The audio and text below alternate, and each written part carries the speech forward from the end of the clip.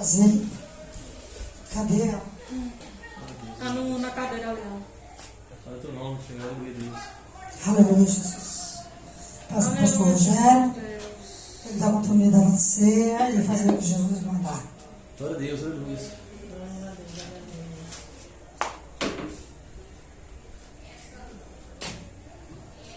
Cumprimenta a igreja com a paz do Senhor Jesus. Amém. Amém. Os irmãos querem ouvir a palavra de Deus? Sim. Abra no Evangelho de Mateus.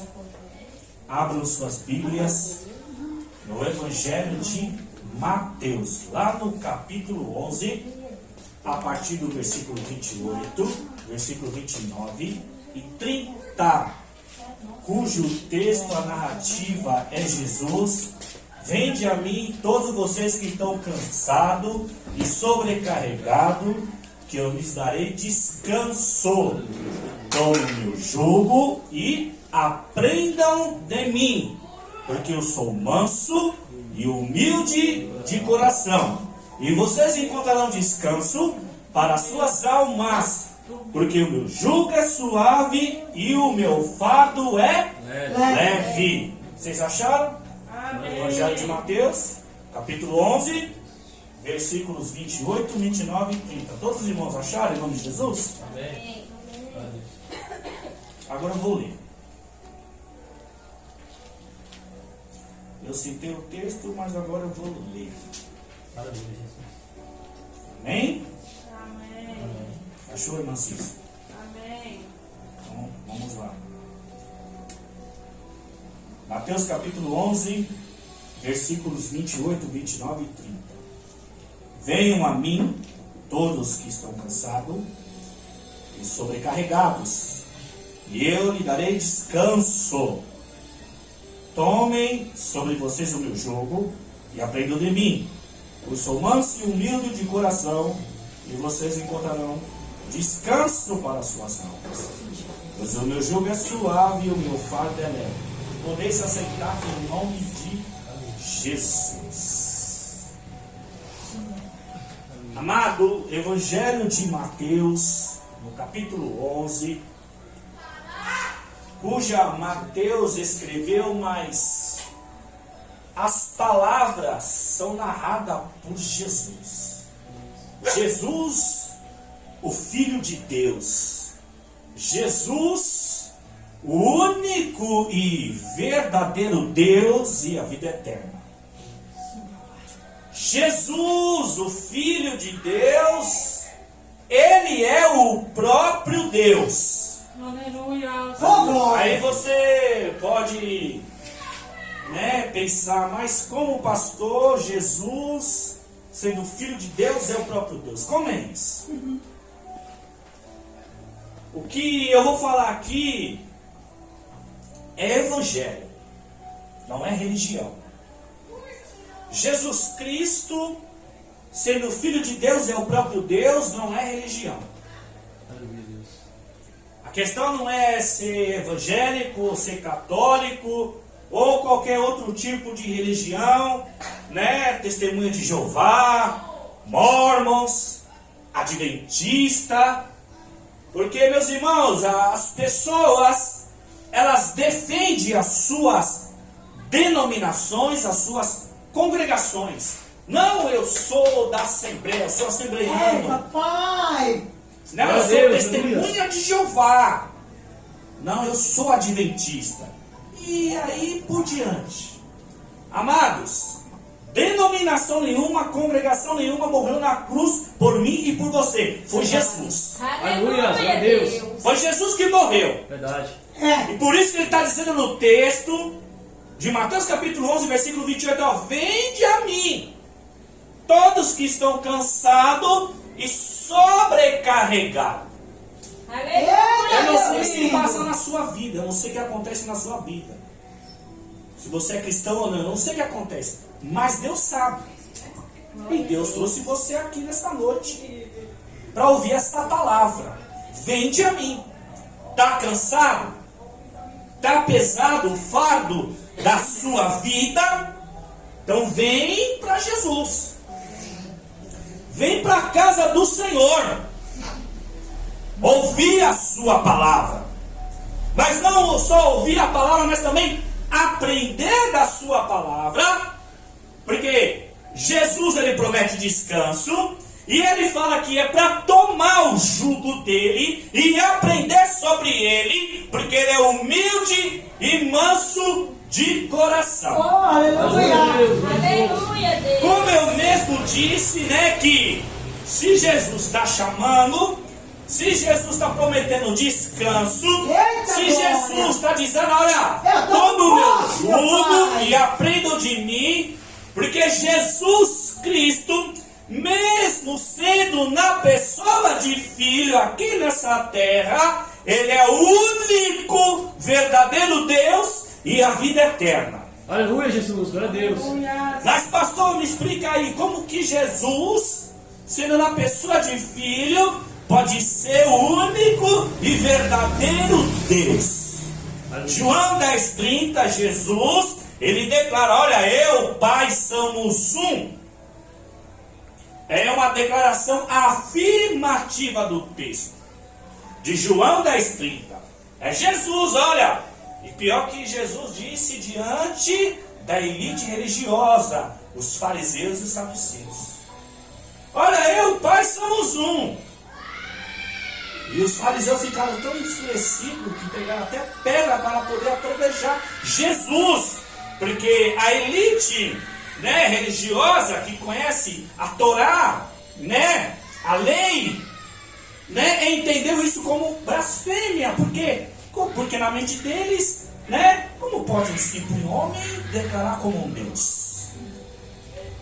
Né, um simples homem se declarar como Deus, porque quando ele fala, olha, eu e o Pai somos um, Jesus está declarando que é um único Deus, só existe um único Deus, e que ele mesmo é o verdadeiro Deus. Aleluia.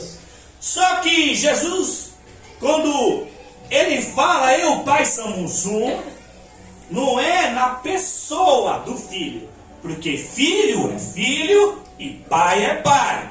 Filho não pode ser a mesma pessoa do pai. Só que a declaração de Jesus é na essência.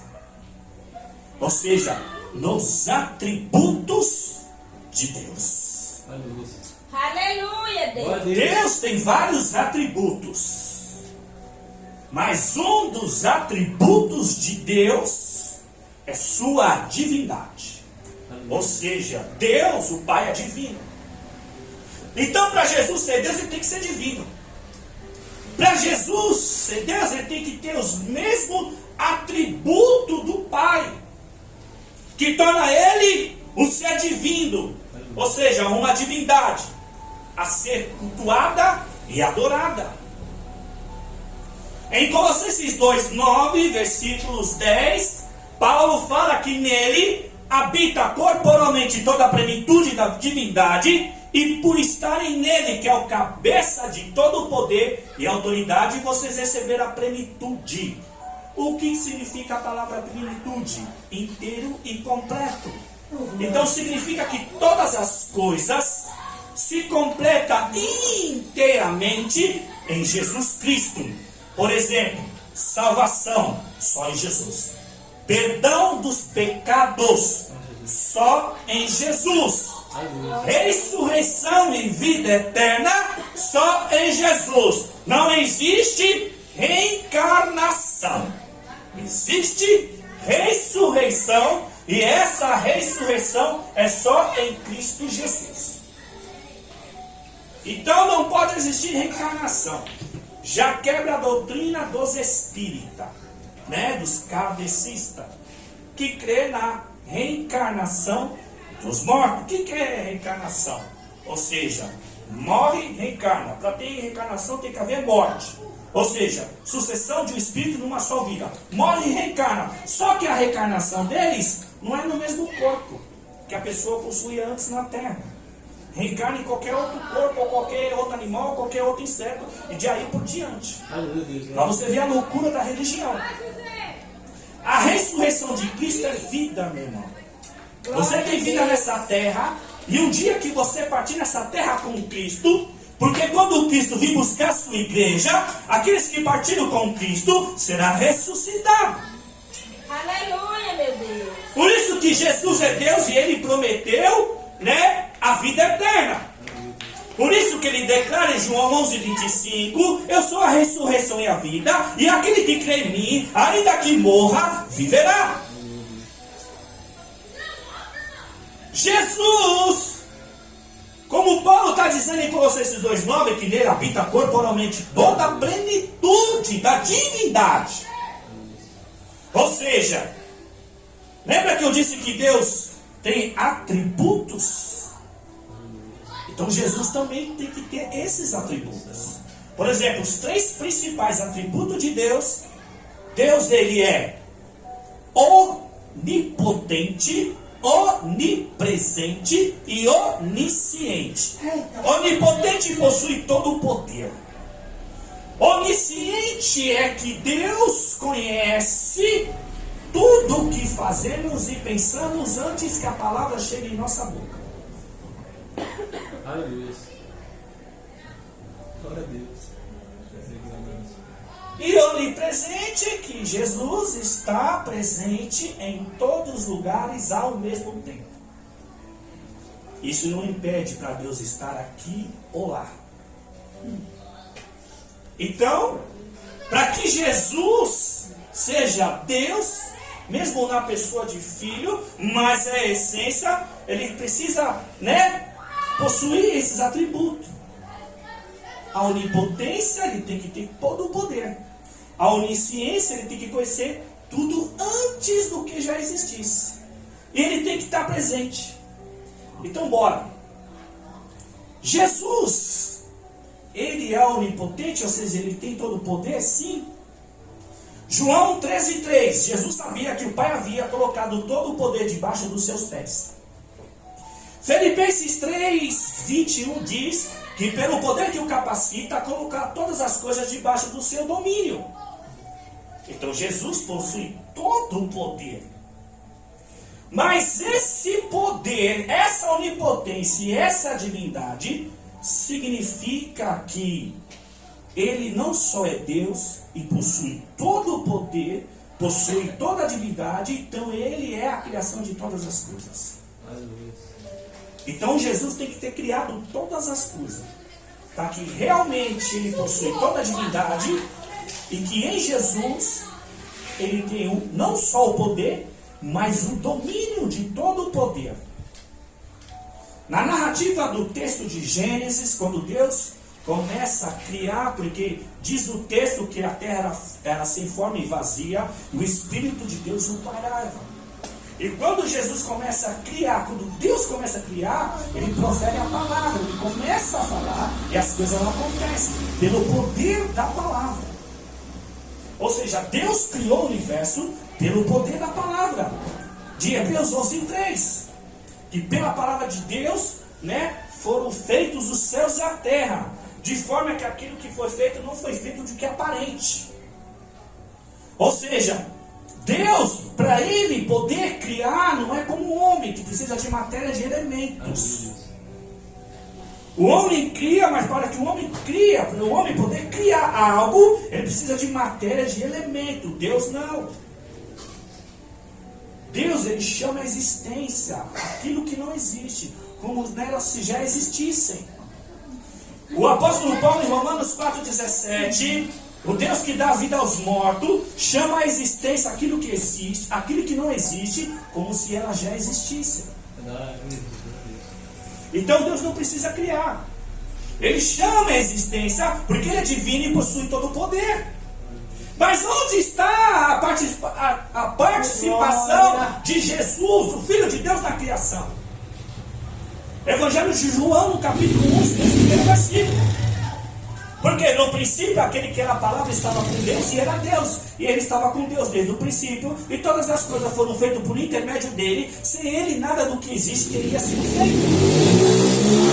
Em João 1:10, aquele que era a palavra estava no mundo, o mundo foi feito por intermédio dele. Em João 1,14, aquele que era a palavra se fez carne, viveu entre nós, vimos a sua glória, a glória do unigênito, vindo do Pai, cheio de graça e de verdade. Então significa que Jesus, ele tem que ser o princípio, ele tem que ser a palavra. Aleluia. Aleluia, Aqui o texto de João está dizendo, ó, no princípio, aquele pronome que era verbo, a palavra. Então Jesus tem que ser o princípio, Jesus tem que ser a palavra. Aleluia. Para comprovar que ele é Deus mesmo. Apocalipse capítulo 1, versículo 8. Eu sou o alfa e o ômega, o princípio e o fim. Glória a Deus. Em Apocalipse 21, 6, eu sou o alfa e o ômega, o princípio e o fim. Apocalipse 22, 13, eu sou o alfa e o ômega, o primeiro e o último, e o princípio e o fim.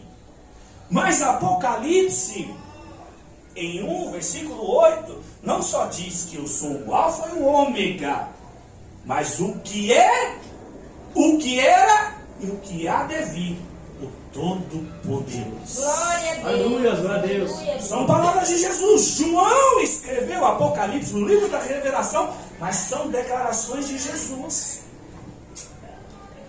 Ah, mas onde está escrito que Jesus é a palavra? Apocalipse 13, versículo 19. Perdão, ao contrário.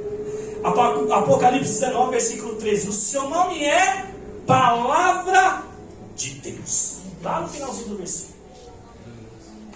Então Jesus é a palavra. Jesus é o princípio. E veja que a palavra de João 1,14, ela se fez carne, ou seja, se fez a pessoa. Deus se fez na pessoa do Filho. Por isso que a narrativa de João 10,31, o Pai somos um. Porque o Deus, o Pai, se fez carne na pessoa do Filho. Só para você ter uma noção. É forte.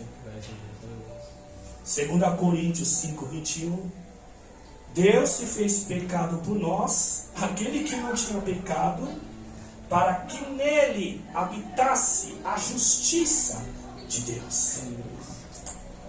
Quem se fez carne? Deus, na pessoa do Filho.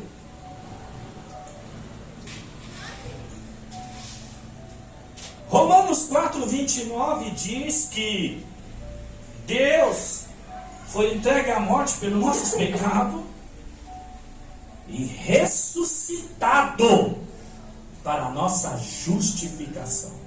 Por isso que Jesus perdoa pecado, porque Ele vai nos justificar diante do Pai. Aleluia, glória a Deus. Por isso que Jesus tem poder para perdoar pecado, porque no dia do juízo Deus vai justificar a sua igreja. Nós cristãos, que fazemos parte da igreja, somos muitos membros que formamos um único corpo, ou seja, o corpo é a igreja. Nós somos membros e Cristo é a cabeça. Então não há nada em mim e você que pode ser justificado diante do Pai, só na pessoa do Filho. Porque quando o Pai olhar para nós, no dia do juízo, Ele vai ver a pessoa do Filho em nossas vidas. Por isso que Jesus é Deus e Ele perdoa pecados. Em Marcos capítulo 5, quando leva um paralítico para que Jesus o cure, né? Aí Jesus, antes de curar esse paralítico, Jesus, para provocar aquela elite religiosa, Jesus diz: meu filho, seus pecados estão perdoados. E um da elite religiosa, né, em seus pensamentos, disse: mas como pode esse homem perdoar pecados? Isso é blasfêmia, só Deus pode perdoar pecado. Aí lembra que dos atributos de Deus, Deus é divino, Deus é onipotente, possui todo o poder, e Deus é onisciente, conhece todas as coisas, conhece o nosso coração e o nosso pensamento, que é o centro da vontade, sentimento e desejo. Então Jesus conhece o íntimo daquele que conspirou.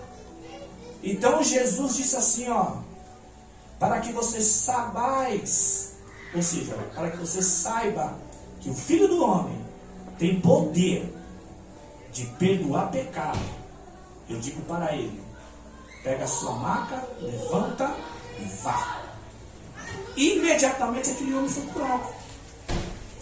Mas antes de Jesus dizer isso, Jesus perguntou para aquele que conspirou, para aquele que achou que Jesus estava blasfemando porque era um simples homem. Jesus foi homem como carne, mas a sua essência, a sua natureza, ele era 100% Deus. E aí Jesus diz assim, ó, o que é mais fácil? Perdoar os seus pecados ou dizer, pega a sua maca, levante e ande? Amém. E imediatamente aquele homem levantou e saiu andando, foi curado. Só Deus tem esse poder de perdoar pecados, de salvar, ressuscitar e dar vida eterna. Aleluia, meu Deus. A salvação é só em Cristo Jesus. Por isso que Efésios 2:8 fala que a salvação é mediante a fé em Cristo Jesus. Não é por obras para que ninguém se vanglorie, porque Deus conhece o coração do homem e sabe que o homem é vaidoso e orgulhoso. Mas Lucas 2:11 diz o quê? Na cidade de Davi nasceu o Salvador, que é Cristo o Senhor. Ele é a salvação. 1 Timóteo 2, versículos 5 e 6, só existe um Deus e um só mediador entre Deus e os homens, o homem chamado Jesus, aquele que deu a sua vida em resgate a todos. Quem é que deu a vida? Jesus. Jesus não foi só morto. Jesus não foi só morto, né, pela elite religiosa que o condenou e o soldado romano que cumpriu a sentença. Mas Jesus se entregou, Jesus deu a sua vida. Glória a Jesus, três maravilhas. Ele deu a sua vida por mim e por você, para que hoje nós estamos aqui adorando, glorificando, exaltando o seu nome e aprendendo da sua palavra. Aleluia! Por isso que João 10, versículo 17 e 18, Jesus diz assim, olha, ninguém tem o poder de tirar minha vida, eu dou a minha vida, para depois tomar e a torná-la, ninguém a tira de mim. Ou seja, Jesus morreu na cruz, mas ao terceiro dia ele ressuscitou. Aleluia, Deus. E ele deu testemunho da sua ressurreição, ficando mais 40 dias na terra. Depois ele voltou para os braços do Pai. Por isso que hoje ele está à destra do Pai, à direita do Pai, intercedendo por nós. Glória a Deus. Em Colossenses capítulo 3, versículo 1, portanto, já que ressuscitaram com Cristo, procure as coisas que são do alto, onde Cristo está sentado à direita de Deus. Então, vinde a mim. Ou seja, busque o Senhor, busque as coisas que são do alto, não as coisas da terra. Venha sempre para a casa do Senhor, cultua o Senhor. Mas não venha para a casa do Senhor só no final de semana. Destrua, meu Deus, aleluia. Venha também nas orações. Venha também na doutrina, aprender a palavra do Senhor. Porque o Senhor está chamando, ó, vinde a mim, todos que estão cansados e sobrecarregados, Aleluia, Deus. que eu lhe darei descanso. Toma o meu jugo e aprenda de mim a sua palavra. Porque Jesus é manso, é humilde. Jesus não é orgulhoso, Jesus não é soberbo. Jesus não é metido e não é mostrado, que fala bonito, fala difícil. Jesus é simples. Aleluia. Mas voltando, dando prova que Jesus é Deus. Então Jesus perdoa pecados, é só Jesus salva, e é só Jesus que dá vida eterna, porque ele prometeu. Aleluia. Né? João 14, os 3 primeiros versículos. Olha, não perturbe o vosso coração, credes em Deus, credes em mim, porque na casa do meu pai há muita morada, e se não fosse assim eu não teria dito, ó, eu vou preparar lugar. E se eu for preparar lugar, eu voltarei outra vez e levarei vocês para estarem junto de mim. Aleluia, Deus. Jesus prometeu a vida eterna. Jesus só não declarou que é só a ressurreição e a vida de João 11, 25, mas ele diz lá em João 8, 51, na verdade eu vos digo, quem obedece à minha palavra jamais verá a morte. João 5, 24, aquele que ouve as minhas palavras e crê naquele que me enviou, não será condenado, mas já passou da morte para a vida. todos aqueles que entregaram a sua vida a Jesus não será condenado, porque já passou da morte para a vida. Só que tem algo muito sério aqui. Você sabia que quem não está em Jesus está morto? Quem não está em Jesus está em trevas? Porque Jesus é a vida e Jesus é a luz. João 14,6, eu sou o caminho, a verdade e a vida, ninguém vem ao Pai a não ser por mim. Jesus é luz, porque João 12, Jesus 8, versículo 12, eu sou a luz do mundo, quem me segue não andará mais em trevas, mas terá a luz da vida. Olha a declaração de Jesus em João 8,12, ele está dizendo, ó, eu sou a luz do mundo, porque o mundo diante dos olhos de Deus está em trevas. Quer uma prova? Olha tanta maldade no mundo. Deus. Veja como é que o percurso do mundo está. Guerras e rumores de guerra, terremoto, fome, crise política, crise financeira, crise religiosa, né? As pessoas não sabem o que fazer das suas vidas, vão de mal a pior, as famílias se destruindo, né? Hoje é muito mais fácil terminar um casamento do que reconstruir um casamento. É mais fácil, né, se divorciar do que consertar. E o pior que isso está no meio do povo de Deus, porque os crentes casam hoje e amanhã estão se separando. Então tem um monte de pastores aí que está em 2, 3 casamentos. Amado, biblicamente, segundo o casamento é após a morte. Ambos partir primeiro, ou seja, um homem ou uma mulher. Por exemplo, eu sou casado. Só é permitido na minha vida o segundo casamento se minha mulher morrer. E se eu tiver vivo? E se eu quiser me casar de novo? Aí a Bíblia me dá todo esse direito. Fora isso, irmão, é adultério. É difícil ouvir isso, mas é do jeito que está o evangelho. Né? Agora os pastores são liberais. Então pode se separar e se casar novamente. Quantas vezes você quiser. Eu só quero ver diante de Deus. Porque Malaquias 2,16, eu, Senhor, odeio o divórcio. É difícil. Mas voltando lá, Jesus, na pessoa de Filho, Ele é o único e verdadeiro Deus e a vida eterna. Deus possui toda a divindade, toda a onipotência, toda a onisciência, toda a onipresença. Amados, Jesus possui todo o poder e governa sobre tudo.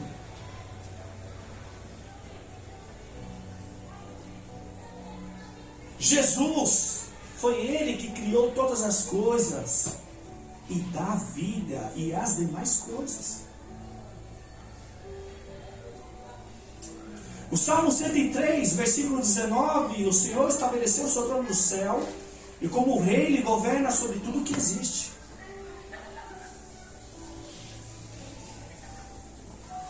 Amados, o Salmo 133, versículo 4, o Senhor, antes que a palavra chega nos meus lábios, o Senhor já conhece. Agora pare e pense, irmãos, ninguém engana Deus. Se antes de eu falar, ou seja, antes que a palavra chegar nos meus lábios para proferir, o Senhor já conhece o que eu vou dizer. Não tem como. O Senhor, Ele governa sobre tudo e conhece sobre tudo e conhece todos nós. Aleluia, Deus.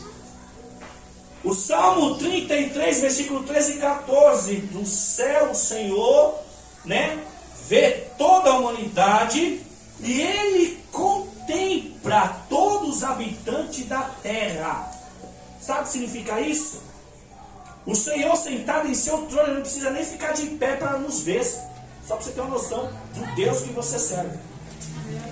Agora vai para um lugar bem alto. Vai para um lugar bem alto e olha para o céu e reflita. No Salmo 33, versículo 13 e 14. Como que dos céus o Senhor vê toda a humanidade e do seu trono Ele contempla todos os habitantes da terra. Ou seja, Deus nem se levanta do seu trono para observar os habitantes da terra. Ele nem precisa se levantar, não. Não precisa nem ficar de pé. Agora vai para um lugar bem alto e olha para o céu, irmão. Isso aqui é Zona Norte, Parque Taipas. Imagine São Paulo todo, Brasil. E os mais de 127 países que existem. Coloca aí os continentes, os oceanos, Pacífico. Tenta imaginar, irmão, o tamanho do seu Deus. Você quer mais? Isaías 40, 21 e 22. Vocês não sabem, nunca ouviram falar, nem no tempo das antiguidades, como a terra foi formada? Ele se assenta em seu trono acima da cúpula da terra, cujos habitantes são como um gafanhoto diante dos seus olhos. E aí as pessoas não têm fé em Deus, acham que Deus é pequeno, que Deus não pode fazer na sua vida, que Deus não pode mudar, que Deus não pode acrescentar. Meu amigo, se ele senta em seu trono acima da cúpula da terra, olha para o céu, tenta imaginar, irmão. Qual é o tamanho desse trono? Qual é o tamanho desse Deus? Meu Deus. Quer mais? Isaías 40, versículo 12. Ele mediu as águas dos mares com a concha da sua mão, irmão. Jesus. Faz aí uma concha aí com a sua mão.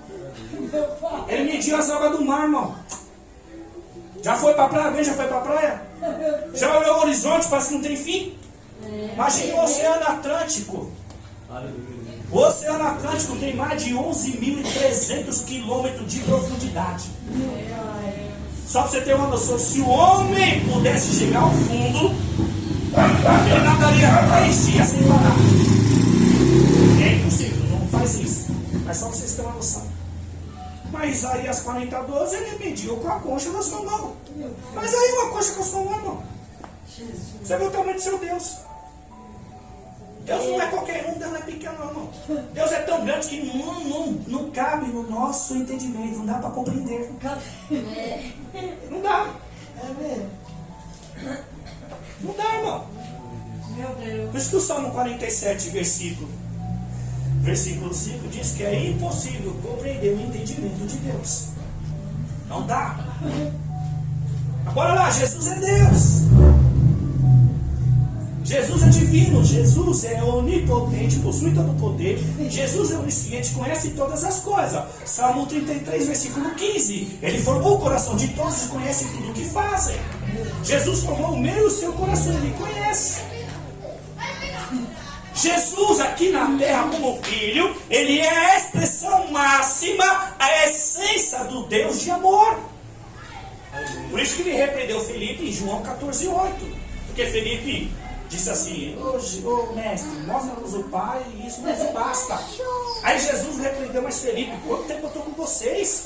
E você me diz, me mostra o Pai. Quem me vê, vê o Pai. Quem me vê, vê o Pai. Jesus é a essência, é a expressão máxima do Deus vivo, do Deus todo-poderoso, do Deus que contempla e governa todas as coisas, do Deus criador. Mas me mostra aí, pastor, que Jesus criou todas as coisas, que teve não só a participação de João capítulo 1, que eu já citei, e aí Paulo declara lá em Colossenses capítulo 1, do 15 ao 20, diz que ele é a imagem do Deus invisível, primogênito de toda a criação, porque nele foram criadas todas as coisas, nos céus e na terra, sejam principados ou potestade, poderes ou autoridade, tudo foi criado por ele e para ele. Ele é antes de todas as coisas e nele tudo subsiste. Ele é a cabeça do corpo, que é a igreja, é o princípio primogênito dentre os mortos, para que tudo tenha supremacia. E foi do agrado de Deus que nele habitasse corporalmente toda a plenitude da divindade, e por estar nele, que é o cabeça de todo o poder e autoridade. Só que Jesus, quando falar que nele habita corporalmente toda a supremacia, e por estarem nele, ou seja, Jesus estabeleceu a paz pelo seu sangue derramado na cruz. Quem que derramou o seu sangue na cruz? Jesus. Então Jesus é o Criador. Ele assume supremacia. O Pai, foi da vontade do Pai que nele habitasse toda a supremacia, ou seja, a divindade. Por isso que nele estabeleceu a paz pelo seu sangue derramado na cruz. Jesus não dá paz como esse mundo, porque só nós cristãos que estamos em Cristo temos a verdadeira paz. Porque o mundo pode estar de mal a pior, irmão, mas você tem paz no seu interior. E essa paz é só Cristo que pode trazer na minha vida e na sua vida. É Deus. Porque Ele é Deus. Ele é Senhor. Ele conhece o meu e o seu coração. Então, meu irmão, qual é o problema? Qual é a dificuldade que Jesus não pode resolver? Qual é a situação que Deus não pode trazer alívio e refrigério? Qual é a situação que Deus não pode te dar força, poder, pode te levantar, te erguer, fazer você caminhar nos seus trilhos? Nós não temos força não, irmãos. Nós não podemos vencer esse mundo não, pecaminoso, perverso, iludido, traiçoeiro. Mas se nós temos Jesus, nós vence. De 1 João 4,4. Filhinho, vocês são filhos de Deus e o venceram. Porque o que está dentro de você é muito maior do que está neste mundo. Quem está dentro de nós? O Espírito Santo de Deus. Aleluia, meu Deus. Lembra que Jesus é divino, é onipotente, possui todo o poder, é onisciente, conhece, todas as coisas antes que existem, conhece o nosso coração, conhece antes que a gente pensar ou falar, mas Jesus é presente.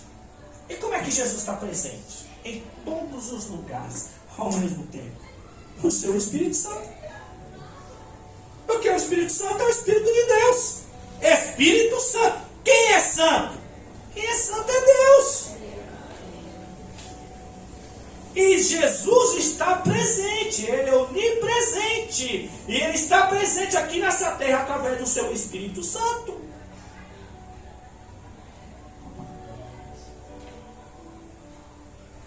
Então continue na presença de Jesus. Vende a mim. Coloca todos os seus fardos pesados diante do Senhor. Apresenta as suas dificuldades, as suas fraquezas. Apresenta os seus desejos, os seus sonhos perante ao Senhor. Coloca a sua família diante do Senhor. Apresente a sua família, o seu marido, os seus filhos. Porque Jesus é Deus. Pastor aqui não vai resolver seus problemas não. Eu só vou pregar a palavra. E você tem que crer, como a pastora disse. Você tem que crer na palavra. Pegar, receba a palavra. Aleluia. Então profere a palavra na sua vida. Não, Senhor, eu creio em Ti. Eu entrego a minha família em Ti. Senhor, muda a minha vida, muda a minha história, me dê força. Declara a palavra tem poder. Lembra lá de Gênesis? Quando o Senhor, Ele forma o planeta que não tinha forma e era vazia, e Jesus dá vida ao planeta pelo poder da palavra. Por isso que Provérbios 18, 21, a boca tem poder sobre a vida e sobre a morte. Então declara a palavra na sua vida. Amado, Jesus é Jesus, o único verdadeiro Deus e a vida eterna. De 1 João 5,20, olha, sabemos que o Filho de Deus é vindo, nos deu entendimento para conhecer aquele que é verdadeiro. E nós estamos naquele que é verdadeiro, em seu Filho, Jesus Cristo. Este é o verdadeiro Deus e a vida eterna. É Jesus que dá vida. Atos 17, 25. Ele que dá vida, o fôlego das demais coisas. Atos 17, 28. Por Ele nós vivemos, nos movemos e existimos, irmãos. É o Senhor que sustenta todas as coisas. Vida, morte, pertence ao Senhor. O Senhor pode dar vida, mas o Senhor também pode permitir a morte, irmãos. E quando eu falo morte, eu falo de morte eterna. E quando eu falo de vida, eu falo de vida eterna. Porque nessa terra todos nós temos destino da morte, irmão. Eclesiastes 9:12. Além do mais, ninguém sabe o dia da sua hora. Está falando sobre a sua morte. Ou seja, eu e você não sabe o dia que vai morrer. Você sabe o dia que você vai morrer? Você sabe o dia que a morte vai bater na sua porta? Você não sabe. Eu não sei. Mas se nós estivermos em Cristo Jesus, seremos ressuscitados. Porque a ressurreição para a vida eterna é só para aqueles que creem em Cristo Jesus, para aqueles que esperam a sua vida, para aqueles que amam verdadeiramente Cristo Jesus, para aqueles que vivem em amor, como Cristo nos amou. Aleluia, Jesus. E esse é o maior mandamento de Jesus que muitos não estão cumprindo, não estão obedecendo, não estão vivendo. As pessoas não conhecem a pregação de Deus é amor, só Deus é amor, Deus é amor, 1 João 4,8, Deus é amor. Mas as pessoas que pregam Deus é amor estão vivendo esse amor. Aí é o que está. João 15,12. Eu vos dou um mandamento, que amem um aos outros assim como eu vos amei. João 15,17. Meu mandamento é esse. Amem um aos outros. E João 13, 34 e 35. Um novo mandamento vos dou. Amem uns aos outros assim como vos amei. Vocês devem amar uns aos outros. E assim todos saberão que são meus discípulos, se vocês amarem uns aos outros. Aleluia, Deus. Discípulo não é só ser aprendiz de Jesus. Tem que amar como Jesus amou. Aí é o que está. Como a pastora disse aqui, ó, pedir perdão mesmo que ela não foi errado. O outro foi errado. Diante dos olhos dos ímpios, né? Vou dar um exemplo aqui na tese para vocês entenderem. Esse aqui brigou com esse. Esse aqui não tem nada a ver na história. Esse aqui está errado. Pega e sai. Chateado com esse não tem nada a ver. Mas esse aqui é cristão. Ou seja, se ele é cristão, ele tem que ter o amor de Deus. O que ele faz? Ele vai até lá. Só que os olhos ímpios lá fora que não conhecem a palavra de Deus, então ela que estava errada. Ela foi atrás, então ela estava errada. Os outros vão julgar sim. Mas não é, porque ela é cristã. Ela é que estava certa, o outro estava errado. Mas pelo fato que ela é cristã, tem o amor de Deus, ela vai atrás, vai lá e pede perdão. Vem cá, meu irmão. Você quer sair, já passou. Vem cá, a igreja precisa de você. Seu lugar está lá, te esperando. É assim que o cristão age.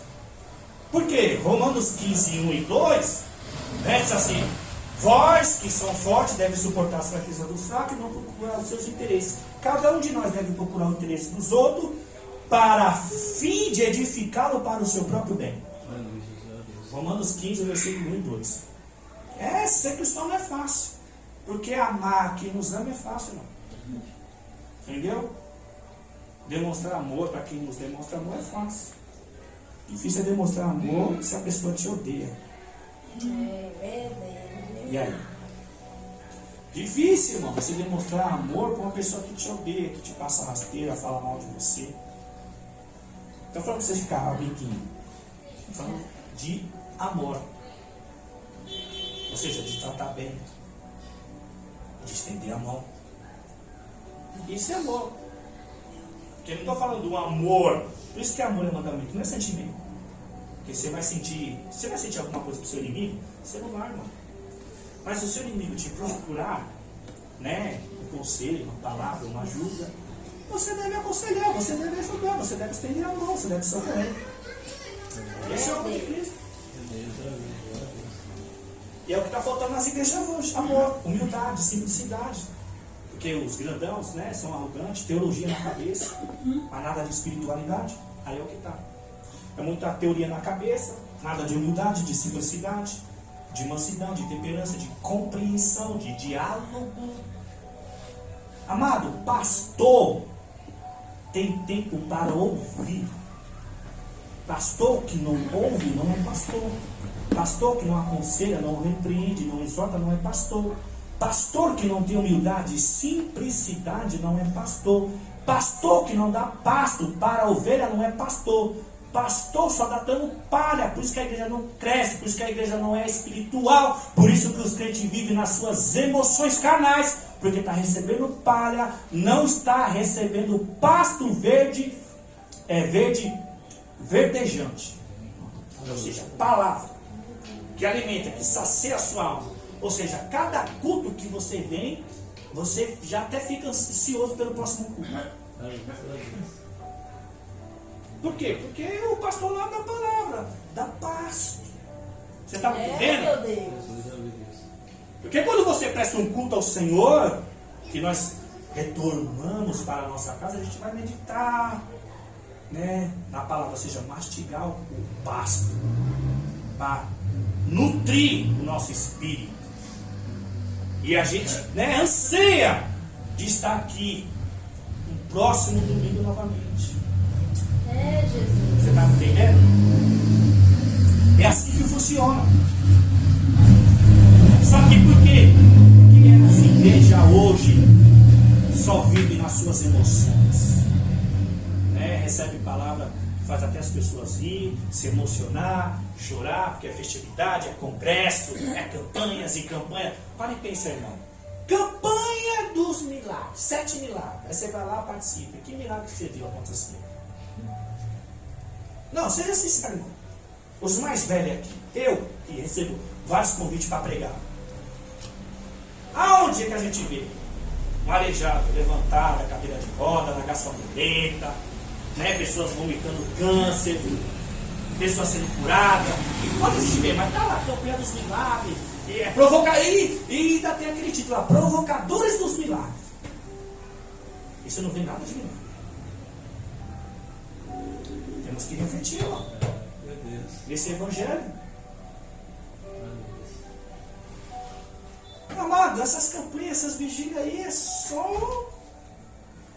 Quer que eu seja sincero? É só entretenimento.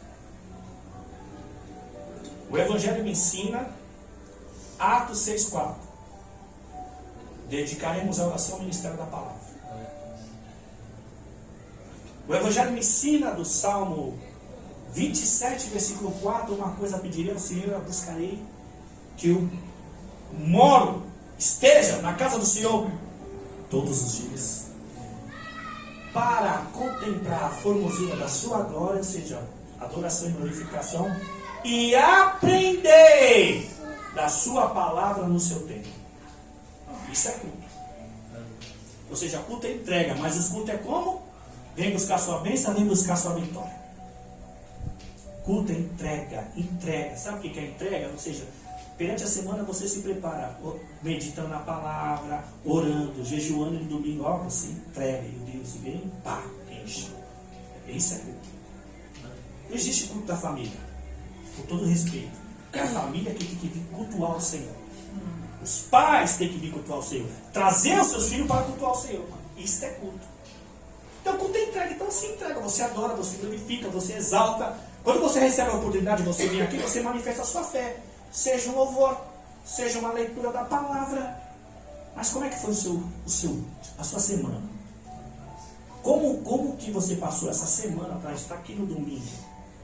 Você meditou na palavra? Você orou? Porque as pessoas só estão vindo para receber. Está igual um mar morto, não dá nada, só quer receber. Vem. Mar morto. Só quer. Irmão, eu sei que é difícil, mas é a verdade. Então, a gente procura, né, passar tempo com o Senhor, para que num culto como esse a gente se entregue. Aleluia, Jesus. E o Senhor receber. Deus de maravilhas. Amém? Amém. Então não se esqueça.